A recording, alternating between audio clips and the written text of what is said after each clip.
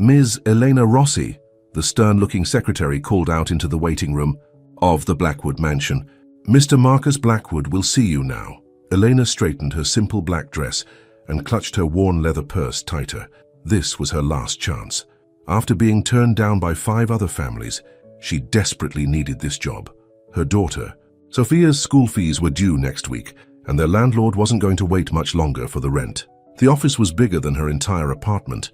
Marcus Blackwood, a tall man with cold eyes, didn't even look up from his papers when she entered. "You're applying for the caregiver position," he stated flatly. "Yes, sir.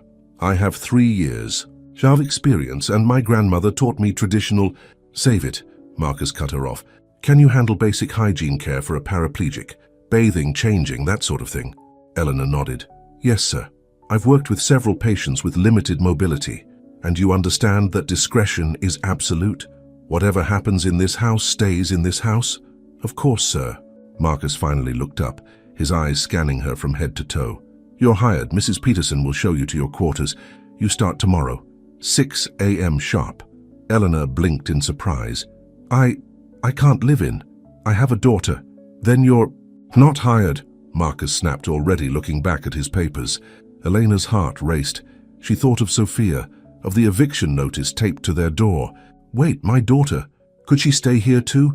She's very quiet, very well behaved. She's 7. Marcus's jaw tightened. He picked up his phone. "Peterson, the new hire has a child. Clear out the small room next to the staff quarters." He hung up without waiting for a response. "One mistake, one complaint from my brother's fiancé, and you're both out." "Understood?" Elena nodded quickly. "When can I meet Mr. Victor Blackwood?" A strange expression crossed Marcus's face. "My brother isn't receiving visitors. You'll care for him, but don't expect conversation. The accident changed him. He's different now." As Elena followed Mrs. Peterson, the elderly housekeeper, through the massive house, she couldn't shake the feeling that something was wrong. The mansion felt cold, lifeless. Family photos that once lined the walls had been taken down, leaving lighter rectangles on the expensive wallpaper. "Here's your room," Mrs. Peterson said, opening a door to reveal a modest but clean bedroom. "And your daughter can have this one." She pointed to an even smaller room next door.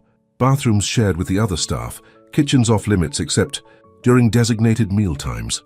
When should I bring our things?" "Tonight." "And girl?" Mrs. Peterson's stern face softened slightly. "Watch yourself around Ms. Montenegro. Mr. Victor's fiancé doesn't like— well, just watch yourself." That evening, as Elena packed up their small apartment, Sophia bounced with excitement. "Is it like a castle, Mama? Does it have a swimming pool? Will there be other kids to play with?" Elena pulled her daughter close. "Mi amor, remember what we talked about? This is Mama's job. We have to be very quiet, very respectful. The man I'm taking care of is very sick. I'll be good, Mama. I promise." Looking at her daughter's innocent face, Elena prayed she'd made the right decision. But something about Marcus Blackwood's cold eyes and the missing family photos made her uneasy. What exactly had she gotten them into? The next morning came too quickly. Eleanor stood outside the master suite, her hands trembling slightly as she knocked. "Enter," a woman's voice called. The bedroom was massive, with floor-to-ceiling windows overlooking manicured gardens. But Elena's attention was immediately drawn to the man in the hospital-style bed. Victor Blackwood lay perfectly still, his once powerful frame diminished. His eyes were open but vacant, staring at nothing. Next to him stood a woman who could have stepped off a magazine cover. Her designer dress probably cost more than Elena made in a year. "You're the new help?" The woman's perfect nose wrinkled slightly. "I'm Isabella Montenegro, Victor's fiancée. Dr. Hayes will be here shortly to give you instructions. Don't try anything creative. Just follow orders." Eleanor moved closer to the bed. "Good morning, Mr. Blackwood. I'm Elena. I'll be taking care of you." No response. Not even a flicker of recognition. "Don't bother," Isabella said, checking her makeup in a hand mirror. "He's been like this since the accident. Completely checked out. Dr. Hayes says it's probably permanent." But something caught Elena's attention. As Isabella spoke, she saw Victor's hand twitch, just slightly, and was that tension around his eyes. Before she could look closer, the bedroom door opened. A sharp-featured woman in a white coat entered, carrying a medical bag. "Dr. Hayes," Isabella said, "please show the new girl what to do. I have a charity luncheon." She left without even glancing at Victor. The doctor's instructions were cold, clinical. Basic hygiene, feeding, turning to prevent bed sores. Don't try to engage him, she warned. It only confuses him. Keep interaction to a minimum. But as Elena helped turn Victor for his morning care, she noticed something else. His muscles weren't as atrophied as they should be for someone who'd been immobile for months. And when she touched him, there was definitely a response. Subtle, but there. That evening, after putting Sophia to bed in their tiny room, Elena sat up reviewing Victor's medical files. Something wasn't adding up. According to the reports, he had severe brain damage from the accident. But the brief moments of awareness she'd noticed told a different story. Looking out her window at the dark gardens below, Elena made a decision. She would watch, wait, and document everything she saw. Her grandmother had always said that healing started with truth, and she had a feeling that truth was exactly what was missing in this house. What she didn't know then was that her decision would uncover a web of lies that would change not only her life, but the lives of everyone in the say. Blackwood Mansion, and it would all begin tomorrow morning in a bathroom, with a discovery that would shake her to her core. The next morning started like any other in the Blackwood Mansion. Elena arrived at Victor's room at exactly 6 a.m., pushing her medical cart. Isabella had already left for her morning yoga session, which, according to house staff gossip, usually involved mimosas and shopping. "Good morning, Mr. Blackwood," Elena said cheerfully as she entered. No response as expected, but today was different. Today she would give him his first bath under her care. With gentle efficiency, she prepared everything needed. The bathroom was bigger than her entire former apartment, all marble and gold fixtures. As she began to help Victor out of bed using the mechanical lift, something caught her attention. His hand gripped the sheet, not a spasm, a deliberate grip. Elena's heart raced, but she kept her voice casual. "Don't worry, Mr. Blackwood, I'll be very careful."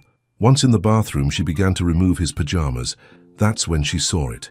Tears, real tears rolling down his face, and his eyes. They weren't vacant anymore. They were filled with shame, awareness, and something else. Fear?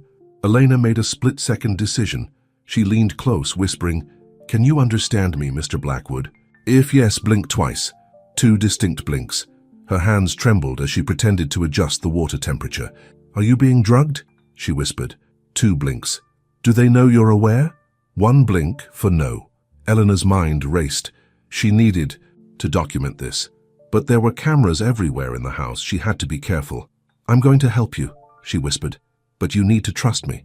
And we have to be very, very careful. Blink twice if you understand." 2 blinks and something else, the faintest squeeze of her hand. That moment changed everything. As Elena bathed him, she kept up a normal, professional monologue for the cameras, but her mind was working overtime. Who could she trust? The police. But Marcus Blackwood had half the city's force in his pocket. The media. Isabella would twist the story. She needed proof. Over the next hour, as she went through the morning routine, Elena began to piece things together. The medication Dr. Hayes insisted on administering personally, the way Isabella and Marcus kept all other visitors away, the convenient power of attorney that Marcus now wielded. They were keeping Victor prisoner in his own body. That night, after Sophia was asleep, Elena pulled out her grandmother's old notebook. Inside were traditional healing recipes, physical therapy techniques passed down through generations. She had always been embarrassed by her grandmother's old-world ways before. Now they might be Victor's only hope, but as she planned, she didn't notice the shadow that passed by her window. Someone else in the mansion had secrets too, and they would do anything to keep them hidden. The next morning, Elena found her medical cart tampered with. A warning. They were watching. But when she entered Victor's room and saw the hope in his eyes, she knew she couldn't back down. This wasn't just about a job anymore. This was about saving a man's life. What she didn't know was that her 7-year-old daughter had already become part of the story. Sophia, with a child's innocent wisdom, had seen what the adults had missed. And soon she would play a crucial role in exposing the truth. But first, Elena had to find out exactly what they were giving Victor, and that meant getting access to Dr. Hayes' private medical bag, a task that could cost her not just her job, but her freedom. The game was on, and the stakes were higher than she could have imagined. Sophia loved exploring the big house. Even though Mama told her to stay quiet and out of the way, she couldn't help but peek into all the interesting rooms. The grown-ups never noticed her. She was good at being invisible when she wanted to be. That's how she found him. The sad man in the big bed. She wasn't supposed to be on this floor, but she had followed a pretty butterfly through an open window. The door to his room was open just a crack. Sophia peeked in. "Hello," she said softly, stepping inside. "I'm Sophia. My mama helps take care of you." The man in the bed didn't move, but Sophia wasn't fooled.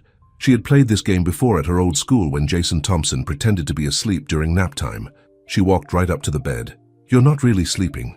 Your eyes move. When you hear things, just like Jason." For a moment, nothing happened. Then slowly, the man's eyes focused on her. Sophia smiled. "I knew it. Mama says you're sick, but you don't look sick. You look sad." A tear rolled down the man's cheek. "Don't cry," Sophia said, pulling her favorite stuffed elephant from her pocket. "Mr. Trunks always makes me feel better when I'm sad. You can borrow him." She tucked the small elephant next to his hand. That's when she noticed the medicine cup on the bedside table. "My friend Maria at school takes medicine too, but her medicine doesn't make her sleepy like yours does, and it's not the same color." Victor's eyes widened slightly. "I can help," Sophia said excitedly. "I'm really good at helping. At our old apartment, I helped Mrs. Rodriguez from next door all the time. She taught me to make tea with special herbs that made her feel better." She heard footsteps in the hallway and quickly hid behind the curtains. Dr. Hayes walked in, carrying her medical bag. "Time for your medication, Mr. Blackwood," the doctor said. From her hiding spot, Sophia watched as Dr. Hayes added something to a glass of water. It made the water turn slightly cloudy. She set it on the bedside table and left, not even helping Victor drink it. Sophia waited until the footsteps faded away. Then she crept out and looked at the glass. "That's not nice medicine," she declared. "Nice medicine doesn't look like that. I'm going to tell Mama." Victor's eyes pleaded with her. "Don't worry," Sophia whispered. "I'm good at keeping secrets too. I won't tell anyone else." That evening, Sophia waited until Mama finished writing in her special notebook. "Mama," she said carefully, "you know the man you take care of?" Elena looked up sharply. "Sophia, you haven't been bothering Mr. Blackwood, have you?" "No, Mama. But I saw something today. The doctor lady put something in his water that makes it cloudy, and it makes him very sleepy, but he's not really sleeping all the time. He's just pretending." Elena's hands froze. "What do you mean, mi amor? He can see and hear everything. He just can't move much. Like when my foot falls asleep, remember? It's there, but it doesn't work right." Elena pulled Sophia into a tight hug. "Mi amor, this is very important. Did anyone see you in his room?" Sophia shook her head.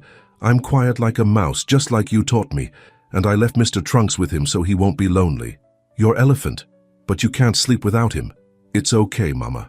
Mr. Blackwood needs him more than me right now." Elena felt tears in her eyes. Her daughter's innocent kindness might have just given them the breakthrough they needed. The next morning, Elena found Mr. Trunks carefully hidden under Victor's pillow, and next to the elephant was something else. A piece of paper torn from a magazine. Victor had managed to grip it just enough to tear it. On it was an advertisement for a medication, the same medication Dr. Hayes had been giving him. Elena quickly pocketed the paper. Now she had something concrete to research. But they weren't the only ones making discoveries. Marcus Blackwood had noticed something missing from his brother's room, the ever-present vacant stair, and Isabella Montenegro was getting suspicious about why her fiancé seemed more alert during Elena's shifts. The game was getting more dangerous, and now Sophia was involved too. That night, as Elena tucked Sophia into bed, her daughter asked, "Mama, why do bad people do bad things?" Elena stroked her daughter's hair. "Sometimes people are so focused on what they want that they forget about what's right. Like the mean lady in the pretty dresses? She doesn't really love Mr. Blackwood, does she?" "How do you know that, mi amor?" "Because love means you take care of someone even when it's hard, like you take care of me. The mean lady doesn't even look at him." Out of the mouths of babes, Elena thought. Sophia had seen right through Isabella's act. But Sophia wasn't done surprising them.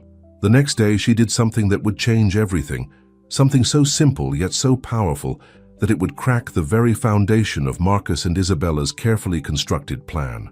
All it took was a crayon, a piece of paper, and a 7-year-old's determination to help someone in need.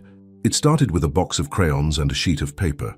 Sophia had been sitting quietly in Victor's room during her mother's shift, drawing pictures like she always did. But this time was different. "Look, Mr. Blackwood," she said, holding up her drawing. "This is you and this is the doctor lady putting the bad medicine in your water, and these are all the bottles she keeps in her special bag." Victor's eyes widened in alarm. The child had drawn everything. The distinct shape of the bottles, the different colored pills, even the special way Dr. Hayes mixed the medications. "Sophia!" Elena rushed over, horrified. "What are you—" But then she saw it too. Her daughter had unknowingly created evidence. The drawing showed details only someone who had witnessed the daily drugging would know. "Mi amor," Elena said carefully, "would you make another drawing? Show everything you've seen the doctor lady do." Sophia nodded eagerly. "Can I use my special glitter crayons?" Over the next hour, Sophia created several drawings. Each one showed something important. Dr. Hayes's secret phone calls in the garden, Marcus going through papers in Victor's office late at night, Isabella meeting with strange men when she thought no one was watching. "And this one," Sophia said, holding up her last drawing, "is from yesterday. The mean lady was yelling at her phone about something called power of attorney." "Power of attorney," Elena corrected automatically, her mind racing. Just then they heard footsteps approaching. Elena quickly gathered the drawings, but in her haste one fell behind Victor's bed. Isabella burst in, her designer heels clicking on the marble floor. "What is that child doing in here?" she demanded. "This isn't a daycare center." "I'm sorry, Ms. Montenegro," Elena said quickly. "She was just—" "Get her out, now!" Isabella's perfect makeup couldn't hide her rage, "and you're to keep her away from this floor. Understood?" Elena hurried Sophia out, clutching the drawings to her chest. But the one that had fallen, the most damaging one showing Dr. Hayes mixing the medications, remained behind Victor's bed. Later that night, as the mansion slept, Mrs. Peterson was cleaning Victor's room when she found the drawing. The ITO old housekeeper stared at it for a long time. Then she did something she hadn't done in 30 years of service. She went through Dr. Hayes's medical bag while the doctor was at dinner. What she found confirmed her worst fears. "Girl," she said, knocking on Elena's door late that night, "we need to talk." Mrs. Peterson had worked for the Blackwood family for 3 decades. She had watched Victor grow up, and she had noticed things changing after the accident. "The medicine she's giving him," Mrs. Peterson said, showing Elena a photo she'd taken with her old flip phone. "I recognized it because my sister was given the same thing in the hospital. It's not for paralysis. It's for keeping patients sedated during long procedures." Eleanor's hands shook as she looked at the photo. "They're keeping him drugged on purpose. But why?" "Money, girl, always follow the money." Mrs. Peterson pulled out a newspaper clipping. 2 weeks before the accident, Mr. Victor was about to merge the company with their biggest competitor. Would have made millions. But Mr. Marcus was against it, said it would mean losing control of the family business. "And Isabella? What's her role in this?" "That one." Mrs. Peterson's face hardened. "She was pushing for a prenup that would give her control of 30% of the company if anything happened to Mr. Victor. Papers were never signed, but with him incapacitated. A noise in the hallway made them both freeze. When nothing followed, Mrs. Peterson continued in a whisper. "There's more. Dr. Hayes isn't just any doctor. She's Mr. Marcus's old college girlfriend. Been seeing them meet in secret at least twice." "A week?" Elena's mind was spinning. "We need proof, real proof, not just drawings and suspicions." "Already working on it." Mrs. Peterson smiled grimly. "Remember those cameras they installed everywhere? Old Peterson, my husband, he used to do all the security maintenance before he passed. Taught me a thing or two about where the backup files are kept." For the first time, Elena felt hope. With Mrs. Peterson's help, they might actually have a chance. But their quiet conversation was overheard by someone else. Someone who had been watching Elena and Sophia since they arrived. Someone who had their own reasons for wanting the truth to come out. The next morning, Elena found a USB drive hidden in her cleaning cart. On it was weeks of security footage from Victor's room, showing everything. And a note from a friend who knows what it's like to be betrayed by Marcus Blackwood. The pieces were falling into place. But as Elena would soon learn, having evidence and being able to use it were two very different things, especially when the people you're fighting against have everything to lose. The morning everything started to unravel began with a scream. Eleanor rushed to Victor's room to find Isabella in a rage, designer handbag swinging wildly as she confronted Dr. Hayes. "What do you mean he's building resistance? That's not possible." Isabella's perfect manicure jabbed at the doctor's chest. "You promised me this would keep him manageable." "Lower your voice," Dr. Hayes hissed, glancing nervously at the doorway where Elena stood. We have an audience. Isabella spun around, her face changing instantly to a mask of grief. Oh, Elena, thank goodness you're here. Victor's been so agitated today. Dr. Hayes thinks we might need to adjust his medication. Elena pretended not to notice the meaningful looks passing between the two women. Of course, Ms. Montenegro. Would you like me to come back later? No, stay, Dr. Hayes said quickly.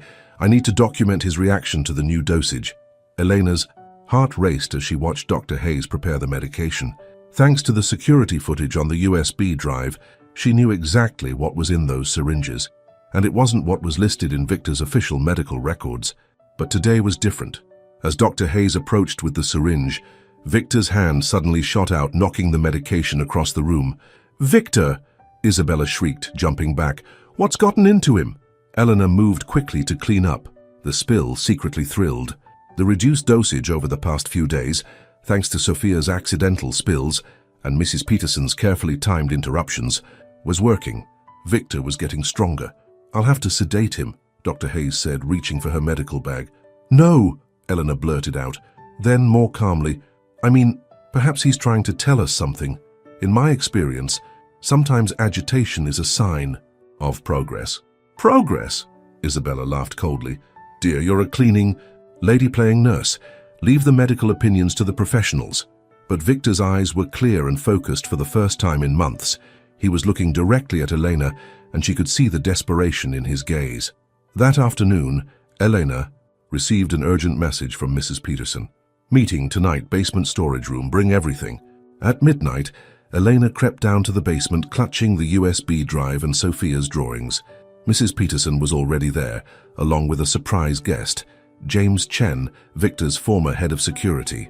"I'm the one who left you the USB drive," James said without preamble. "I've been investigating Marcus ever since he fired me right after Victor's accident." Mrs. Peterson pulled out a thick folder. "Tell her what you found." James spread out several documents on an old table. "The accident wasn't an accident. Marcus hired someone to tamper with Victor's car. The plan was just to injure him enough to keep him out of the office for a few weeks, long enough for Marcus to stop the merger. But something went wrong," Mrs. Peterson added. "The brakes failed completely. Victor should have died in that crash." Elena felt sick. "Does Isabella know?" "Isabella?" James laughed bitterly. "She helped plan it. Look at this." He played a recording on his phone. Isabella's voice came through clearly. "Just make sure it happens before the wedding. I'm not signing any prenup, and I'm not spending my life with a man who cares more about his company than social status." "We have enough to go to the police," Elena said. "The police?" Mrs. Peterson shook her head. "Girl, half the force is in Marcus's pocket. We need something bigger, something public." "The shareholders' meeting," James said suddenly. "It's in 3 days. Every major investor and board member will be there. Marcus is planning to use it to officially take control of the company." Elena's mind raced. "If Victor could appear there, show everyone he's been drugged." "Too dangerous," Mrs. Peterson cut in. "They'd never let him out of the house." "Then we bring the evidence to the meeting," Elena insisted. "The recordings, the medical records, everything. They'll stop you before you get through the door," James warned. "Not if we have help," Elena smiled. "Sophia made friends with the security guard's daughter. He lets her play in the monitoring room sometimes. And tomorrow is Take Your Child to Work Day at the company." Suddenly, an alarm blared through the mansion. "Fire alarm," Mrs. Peterson said, but her eyes were suspicious. They rushed upstairs to find smoke coming from the east wing, right where Eleanor's room was located. Sophia!" Eleanor screamed, running toward the stairs. But Sophia wasn't in their room. She was in Victor's room, hiding under his bed. She had overheard Isabella on the phone, ordering someone to take care of the problem tonight. As fire trucks arrived and staff evacuated, no one noticed Dr. Hayes slipping into Victor's room with a loaded syringe. No one except Sophia, who had seen everything from her hiding spot. And no one, not even Elena, knew that Sophia had managed to swap Dr. Hayes's medical bag with an identical one filled with harmless saline solution. The next 24 hours would change everything. But first, they had to survive the night. Smoke filled the mansion's hallways as firefighters rushed in. Elena fought against the security guards trying to escort her out. "My daughter! I have to find my daughter!" "Ms. Rossi!" James Chen grabbed her arm. "Sophia's safe. She's with Victor." Eleanor's relief turned to horror. "But Dr. Hayes went in there with a syringe." In Victor's room, Sophia huddled under the bed, clutching Mr. Trunks tightly. She watched Dr. Hayes' feet moving around the room. "Now, Victor," the doctor was saying, "this is just a precaution. Can't have you making a scene during all this excitement." But when she tried to inject the medication, nothing happened. She tried another syringe. Nothing. "What? This isn't possible." Dr. Hayes rummaged through her medical bag frantically. Sophia smiled in the darkness. The fake bag she'd switched, filled with water and food coloring to look like medicine, had worked perfectly, just like in her favorite spy movie. Suddenly, Victor's hand moved. Really moved. Without the drugs in his system for the first time in months, he was finally strong enough. His fingers wrapped around Dr. Hayes' wrist. The doctor screamed, dropping the useless syringe. That's when Elena burst in with James and 2 firefighters. The scene before them was chaos. Dr. Hayes trying to pull away from Victor's grip, medical supplies scattered everywhere, and Sophia crawling out from under the bed with a triumphant grin. "Mama, I did it! I switched the bad medicine just like in the movies!" Dr. Hayes turned pale. "You little brat! Do you know what you've done?" But Elena wasn't listening. She was watching Victor.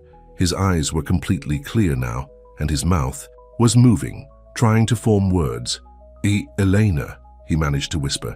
Isabella chose that moment to appear in the doorway, still somehow looking perfect despite the chaos. "What's going on here? Why isn't Victor being evacuated?" One of the firefighters stepped forward. "Ma'am, we need everyone to leave the building now. We've found evidence of deliberate tampering with the electrical system in the East Wing." Isabella's face changed for just a second, a flash of guilt quickly hidden. Of course, Dr. Hayes helped the staff move Victor to the guest house." "No." The word came from Victor himself, stronger this time. Everyone froze. "No. More drugs." Victor's voice was rough from disuse, but his words were clear. "Elena, stay." Isabella's perfect mask cracked. "Victor, darling, you're confused. The smoke—" "He's not confused," Sophia piped up. "He's better because I switched the mean doctors. Medicine with water. And I saw you, Miss Montenegro. You were on the phone telling someone to start the fire." "How dare you!" Isabella advanced on Sophia, hand raised. "You little—" But she never finished. Victor, with strength no one knew he had left, pushed himself up in bed. "Touch her, and I'll have you arrested." The firefighters exchanged looks. One of them spoke into his radio. "Chief, we're going to need the police up here, and maybe somebody from the DA's office." Isabella backed toward the door. "This is ridiculous. I'm calling Marcus." "Already here, sister dear." Marcus Blackwood appeared in the doorway, his usual smooth confidence gone. "And I'm afraid we have a problem. The police just found some very interesting documents in your room during the evacuation. Care to explain why you have detailed instructions for tampering with brake lines?" Isabella's face went white. "You promised you destroyed those." "Well," Marcus smiled coldly, "a smart businessman always keeps insurance, and right now, I'm afraid you've become a liability." "You bastard!" Isabella lunged at Marcus, her designer, nails raking his face. "We had a deal." The firefighters moved quickly to separate them. In the chaos, no one noticed Sophia slipping Dr. Hayes' phone into James's hand, the phone full of incriminating text messages and recordings. As the police arrived and began taking statements, Elena sat beside Victor's bed, holding his hand. "How long?" she asked softly. "How long have you been aware?" "Months," he whispered. "Trapped in my own body, watching them steal everything." Sophia climbed onto the bed, careful not to disturb any of Victor's tubes or wires. "Don't worry, Mr. Blackwood. Mama and I will help you get strong again, and Mr. Trunks can stay with you until you're better." Victor managed a small smile. "Thank you, both of you." His hand tightened slightly around Eleanor's. "Stay? We'll stay," Eleanor promised, tears in her eyes, "for as long as you need us." But their ordeal wasn't over. In the guest house, where the staff had been evacuated, Mrs. Peterson was making a horrifying discovery. Hidden in Marcus's private study was evidence of something even worse than the attempt on Victor's life. And in her office across town, Dr. Hayes was making a frantic phone call to someone whose identity would shake the very foundation of the Blackwood Empire. The fire was out, but the real flames were just beginning to rise.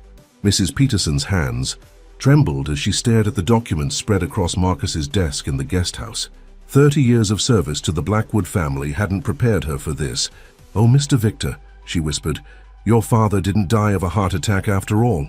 The papers told a story that went back decades. Robert Blackwood, Victor, and Marcus's father had discovered something terrible about the company's early days, something about the real source of the family fortune. The guest house door creaked open. Mrs. Peterson quickly gathered the papers, but she wasn't fast enough. "Looking for something?" Marcus stood in the doorway, his usual polished appearance disheveled from his encounter with Isabella. "Mr. Marcus, I was just cleaning." "Save it." He stepped into the room, closing the door behind him. "You know, I always wondered why my father trusted you so much. Now I know. You were helping him investigate the company's history, weren't you?" Mrs. Peterson lifted her chin. "Your father was a good man. He wanted to make things right." "Right?" Marcus laughed bitterly. "Do you have any idea what would happen if people knew where our money really came from? How many lives would be destroyed?" "Lives have already been destroyed," Mrs. Peterson said firmly. "Your father knew that. That's why he was going to confess everything. And that's why he had to die." Marcus's voice was cold. "Just like Victor will have to disappear permanently. And now that the drug plan has failed." Neither of them had noticed Sophia standing on the balcony outside the study window. The little girl's eyes went wide as she recorded everything on her mother's cell phone, just like Elena had taught her to do, in case of emergencies. Back in the main house, Elena was helping Victor with his first real physical therapy session in months. Without the drugs in his system, his natural strength was starting to return. "Easy," Elena said softly as Victor struggled to sit up. "Your muscles need time to remember." "No time," Victor managed. "Shareholders, meeting, tomorrow. You're not strong enough yet. Have to be." His hand found hers. "Elena, there's something you need to know." But before he could continue, Dr. Hayes burst into the room, flanked by 2 police officers. "There she is!" The doctor pointed at Elena. "Arrest her! She's been practicing medicine without a license and endangering my patient." Elena felt her heart stop as one of the officers stepped forward with handcuffs. "Wait!" A new voice rang out from the doorway. A tall woman in an expensive suit strode in, followed by James Chen. "District Attorney Morrison," one of the officers acknowledged. "Those arrest orders are cancelled," the DA said firmly. "We have evidence that Dr. Hayes has been deliberately administering dangerous combinations of medications under the direction of Marcus Blackwood." Dr. Hayes's face went pale. "You can't prove anything." "Actually, we can." James held up her phone. "You really should be more careful about keeping incriminating text messages." "And that's not all," the DA continued. She turned to Victor. "Mr. Blackwood, we've been investigating your father's death. I believe you'll want to see this." She laid out a series of photographs on his bed. They showed Robert Blackwood meeting secretly with federal investigators just days before his death. Victor's hand shook as he touched the photos. "Father knew?" "He was working with us," the DA explained. "He had evidence of decades of criminal activity within Blackwood Industries, money laundering, fraud, even connections to human trafficking through shell companies." Elena gasped. This was bigger than anyone had imagined. Suddenly, Sophia burst into the room out of breath. "Mama, Mr. Blackwood, the mean brother, he killed his daddy. I heard him tell Mrs. Peterson." Before anyone could react, a gunshot rang out. Through the window, they could see Marcus dragging Mrs. Peterson toward a waiting car. "Nobody move," Marcus's voice carried across the lawn. "Or the old lady dies next." But he hadn't counted on one thing: the loyalty of the mansion's staff. As Marcus tried to force Mrs. Peterson into the car, he was suddenly surrounded by gardeners, security guards, and maintenance workers. All people who had served the family for years. All people who had loved Robert Blackwood and respected Mrs. Peterson. "It's over, Mr. Marcus," Juan the gardener said, his pruning shears pointed like a weapon. "Let her go." Marcus looked around wildly, realizing he was trapped. In his moment of distraction, Mrs. Peterson acted. With surprising strength for her age, she stomped on his foot and elbowed him in the ribs, just like she'd seen in her favorite police shows. The gun went flying. Marcus went down under a pile of angry staff members. As the police led Marcus away in handcuffs, Mrs. Peterson hurried back to Victor's room, clutching the documents she'd found. "You need to see these," she said, laying them on his bed. "Your father left a letter for you. He knew they might kill him. But he wanted you to know the truth, and he wanted you to make it right." Victor looked at the papers, then at Elena, then at Sophia, who was curled up in a chair with Mr. Trunks. "We'll make it right," he said, his voice stronger than ever. "Together." But even as justice seemed within reach, No one noticed Dr. Hayes slipping away during the chaos. She had one more card to play, one that would put everyone's lives in danger one final time. Dr. Hayes drove through the dark streets of the city, her perfectly manicured nails gripping the steering wheel. Her entire life's work was falling apart, but she had one last chance to fix everything. She pulled up to a rundown motel on the outskirts of town. Room 237. Inside waited the person who had started it all 25 years ago. "I was wondering when you'd show up," a gravelly voice said as she entered. "It's over, Father," Dr. Hayes said to the man sitting in the shadows. "They know everything about Marcus, about the company's history." Richard Hayes leaned forward, his expensive suit a stark contrast to the shabby room. "Everything, my dear, they don't know the half of it. Who do you think helped Robert Blackwood build his empire in the first place? Who do you think introduced him to the right people? But why make me help Marcus try to kill Victor? Because Victor is too much like his father, too honest, too willing to throw away everything we built." Richard stood up. "But we still have one card to play." Back at the mansion, Elena was helping Victor dress for the shareholders' meeting. His strength was returning rapidly now that the drugs were out of his system, but he still needed support. "Are you sure about this?" Elena asked, adjusting his tie. "You've been through so much." Victor caught her hand, holding it against his chest. "I need to face them. For my father. For the truth." He paused, looking into her eyes. "For us." Sophia burst into the room, wearing her favorite party dress. "Mama, Mr. Blackwood, look what Mrs. Peterson gave me." She held up an old photograph. It showed a much younger Mrs. Peterson standing next to Robert Blackwood. They were both smiling at the camera, and between them stood a little boy, Victor. "Mrs. Peterson says this was taken the day your daddy decided to change everything," Sophia said. "She says he wanted to make things right because of you." Victor took the photo with trembling hands. "I remember this day. Father had just discovered what his partners were really doing with the overseas shipping companies. Human trafficking," Elena said softly. "That's what the DA said." "Yes, Father wanted out. He was gathering evidence, planning to expose everything." Victor's voice grew stronger. "When I took over as CEO, I started finding irregularities in the books. That's why I pushed for the merger. It would have meant complete restructuring, external auditors, and Marcus couldn't let that happen," Elena finished. Suddenly, Mrs. Peterson burst into the room. "Turn on the TV, quick!" The local news was showing breaking footage. Dr. Hayes stood at a podium, tears streaming down her face.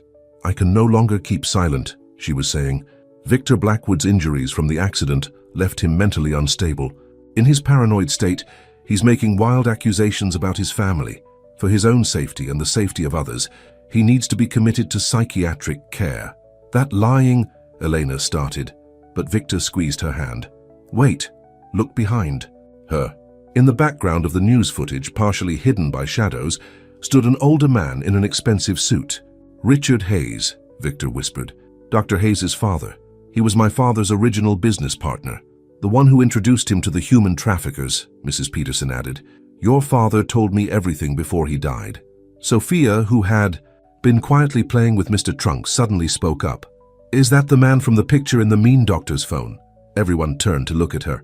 "What picture, mi amor?" Elena asked. "The one she looks at every night before she makes her secret calls. He's standing with Mr. Victor's daddy, but he looks angry, and there's red stuff on his hands." Victor's face went pale. "Sophia, when did you see this picture?" "The night I switched the medicine bags. I used the mean doctor's phone to play my game, and I saw lots of pictures. This one was in a folder called Insurance." James Chen, who had been quietly standing guard at the door, sprang into action. "If Dr. Hayes has photographic evidence from the night Robert Blackwood died, that's why she's making her move now," Victor realized. "She's not trying to discredit me. She's threatening her own father. If she goes down, she'll take him with her." "The shareholders' meeting starts in 1 hour," Mrs. Peterson said. "They'll all be there, the board members, the investors, the press, and Richard Hayes," Victor finished. "He'll have to be there to protect his interests." He struggled to stand straighter. "Elena, I need your help one last time." Elena looked at the determined faces around her, Victor growing stronger by the minute, Sophia clutching Mr. Trunks with fierce loyalty, Mrs. Peterson holding decades of secrets, and James ready to fight. "Not the last time," she said firmly. "The first time, as a family." What none of them knew was that Dr. Hayes had one more secret, one that would turn the shareholders' meeting into a battleground where not just the company, but lives would hang in the balance. And it all centered around a USB drive hidden in the last place anyone would think to look. Inside, Mr. Trunks, Sophia's beloved stuffed elephant, the Blackwood Industries Conference Center buzzed with tension.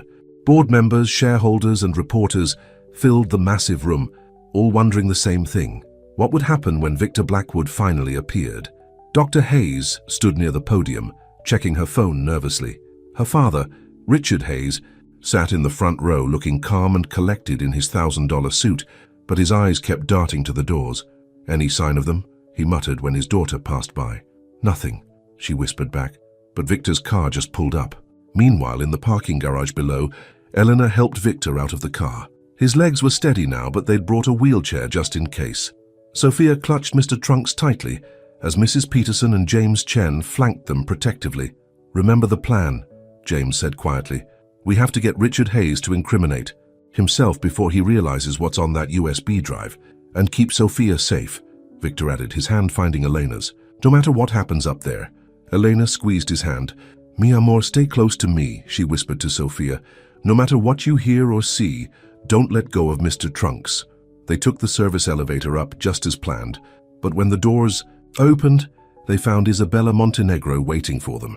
Well, she said, her designer dress somehow perfect despite her night in jail. "Looks like the gang's all here. You're supposed to be in custody." James stepped forward. "Daddy's lawyers are very good." Isabella smiled coldly. "And very expensive." Speaking of expenses, she held up her phone. Someone just transferred $10 million out of the Blackwood accounts. I wonder who could have access to those. Through the conference room doors, they could hear Dr. Hayes beginning her presentation. "Ladies and gentlemen, as Mr. Blackwood's personal physician, it is my duty to inform you that his recent behavior has been concerning." "It's starting," Victor said. "We need to get in there." "Oh, you're not going anywhere," Isabella blocked their path. "Not until..." "Until what?" Sophia suddenly spoke up. "Until you hurt more people? Like you hurt Mr. Blackwood's daddy?" Isabella's perfect smile faltered. "What is she talking about?" "Show her, mi amor," Elena said softly. Sophia held up Mr. Trunks. "The mean doctor put something in my elephant. She said it was a secret, but I saw her do it. And I heard her talking on the phone about pictures of you with the old man in the fancy suit." Isabella's face went white. "That's impossible. Richard Hayes promised those pictures were destroyed." "Got it," James said quietly, recording everything on his phone. Isabella realized her mistake too late. With a snarl, she lunged for the stuffed elephant, but Sophia was quicker. She tossed Mr. Trunks to Mrs. Peterson, who caught it with surprising agility. "Now," Victor called out.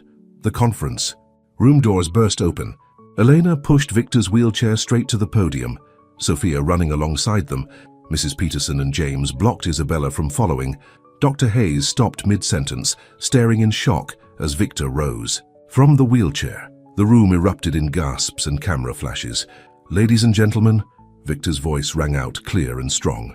"I believe Dr. Hayes was about to tell you about my mental state. But first, let's talk about what's really been happening at Blackwood Industries for the past 30 years. Richard Hayes stood up. "This is ridiculous. Security." "Security isn't coming," James announced from the doorway. "They work for me now. All of them."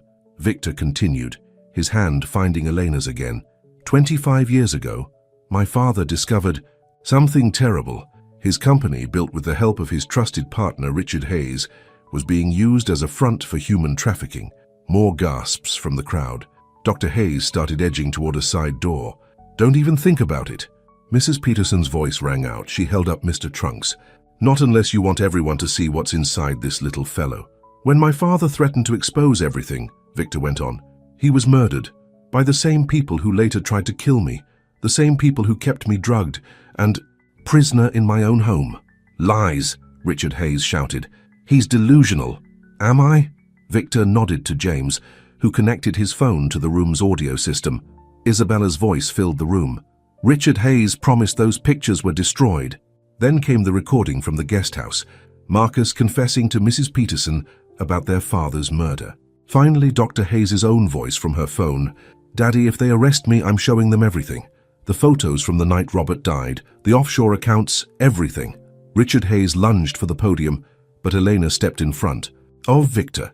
Sophia, showing the same courage that had helped save Victor, stuck out her foot. The mighty Richard Hayes, architect of decades of crime, tripped and fell flat on his face. The room exploded into chaos. Reporters rushed forward, cameras flashing. Security detained Richard Hayes, Dr. Hayes, and Isabella. Board members shouted questions, but Victor had eyes only for Eleanor and Sophia. "I couldn't have done any of this without you," he said softly. "Either of you." Sophia grinned up at him. "Does this mean you're going to marry Mama now? Because Mrs. Peterson says you look at her the same way the princes look at princesses in my books." Elena blushed, but Victor smiled. "Well, Mr. Trunks has already given his approval. What do you say, Elena? Ready to help me rebuild this company the right way, as a family?" Before Elena could answer, a shot rang out. Dr. Hayes had broken free, grabbing a security guard's gun. "This isn't over," she screamed, aiming at Victor. But she hadn't counted on one thing: the love of a mother protecting her family. Time seemed to stop as Dr. Hayes's finger tightened on the trigger. Eleanor didn't think. She just acted, throwing herself in front of Victor. But the shot never came. Instead, there was a loud thud. Everyone turned to see Dr. Hayes sprawled on the floor, Mrs. Peterson standing over her with Mr. Trunks in her hands.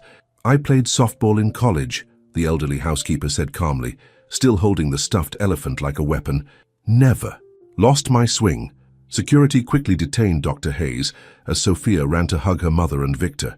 "The elephant!" Dr. Hayes screamed. "Get me that elephant!" But it was too late. James had already retrieved the USB drive hidden inside Mr. Trunks, and FBI agents were streaming into the room. "Victoria Hayes," an agent announced. "You're under arrest for conspiracy to commit murder, attempted murder, medical malpractice, and about 24 other charges we'll sort out later." As they led her away, Dr. Hayes looked back at her father, being handcuffed. "Daddy, help me." But Richard Hayes only sneered. "You're as weak as your mother was." Actually, Mrs. Peterson stepped forward. Margaret Hayes wasn't weak at all. She was working with Robert Blackwood to expose everything. "That's why she disappeared all those years ago, isn't it, Richard?" Richard Hayes's face went pale. "How could you possibly?" "Because I helped her escape," Mrs. Peterson smiled. "She's been living in Maine all these years, gathering evidence. Where do you think that USB drive really came from?" Dr. Hayes stared at her father in shock. "You told me Mother abandoned us. She'll be here tomorrow," Mrs. Peterson added gently, "to testify against your father and to see you, if you're willing to hear the truth." As the FBI led the last of the conspirators away, the reporters surged forward, but Victor held up his hand. "I'll give a full statement tomorrow. Right now, there's something more important I need to do." He turned to Eleanor, taking both her hands in his. "Eleanor Rossi, you saved my life in more ways than I can count. You showed me what real love looks like. Not the shallow society games Isabella played, but true, deep love that risks everything. For someone else." He got down on one knee, making Sophia gasp with delight. "I know this might seem fast to everyone else, but when you spend months trapped in your own body, aware of everything but unable to speak, you learn to recognize what's real. And what we have, what you, me, and Sophia have, that's more real than anything I've ever known."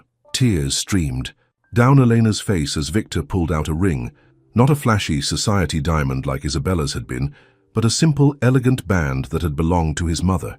"Will you marry me? Both of you?" He smiled at Sophia. "Will you help me build something new, something good? Say yes, Mama." Sophia bounced up and down. "Say yes." Elena looked at her daughter's shining face, at Mrs. Peterson's knowing smile, at James trying to pretend he wasn't crying. "Yes," she whispered. "Yes to everything." 1 year later, the Blackwood mansion was transformed.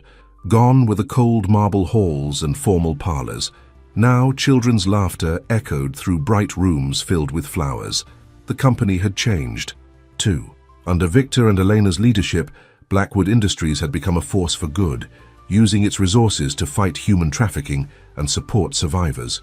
Sophia had turned her experience into a children's book, Mr. Trunks Saves the Day, which was becoming a surprise bestseller. All proceeds went to children's charities.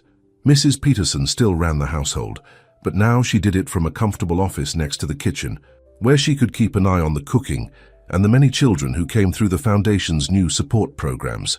Isabella was serving time for her role in the conspiracy, writing a tell-all book that no one planned to read. Marcus had, turned state's evidence and was in witness protection. Richard Hayes would never see freedom again. And Dr. Hayes, she had chosen a different path. With her mother's help, she was working to make amends, using her medical skills at a rehabilitation center for trafficking survivors. On this particular morning, Eleanor stood in the garden where she and Victor had just renewed their vows for their first anniversary. Sophia, wearing a flower girl dress for the second time, danced among the roses with Mr. Trunks, now slightly battered, but still proudly wearing his bow tie. "Penny for your thoughts?" Victor wrapped his arms around his wife from behind. "Just thinking about how much can change in a year," Eleanor smiled. "How love can heal even the deepest wounds. And how sometimes," Victor added, "the most precious treasures can be found in the most unexpected places." "Like a stuffed elephant?" Sophia giggled, running up to hug them both. "Like a brave little girl and her amazing mother," Victor corrected, lifting Sophia up. "Who taught me that real love isn't about power or money or status? It's about family," Sophia said wisely. "Speaking of family," Elena placed Victor's hand on her stomach. "We might need to get Sophia a new job title soon. How does Big Sister sound?" Sophia's squeal of delight could probably be heard in the city. As the sun set over the Blackwood mansion, the warm light fell on a family that had been forged in adversity and strengthened by love. On the mantel, next to formal portraits and society photos, sat a child's drawing, a simple picture of a man, a woman, a little girl, and a stuffed elephant, with the words, "My Family," written in crayon. And in a place of honor, in a special glass case in Victor's office, sat Mr. Trunks, keeping watch over the happiness he had helped create.